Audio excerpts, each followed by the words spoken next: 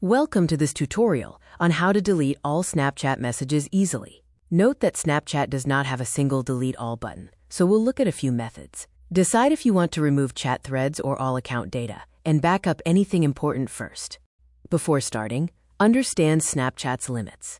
Open Snapchat and tap your profile, then select Settings. Scroll down to Account Actions to find Conversation Controls. Remember, clearing conversations removes the thread but not saved messages.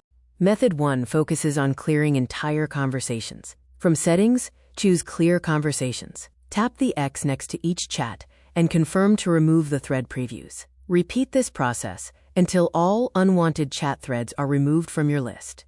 Method 2 lets you delete individual messages. Open a specific chat, press and hold the message, then tap Delete to remove it for both parties. Use this for any saved messages you want gone. Repeat this action as needed across your chats. If you require a full data wipe, consider account deletion.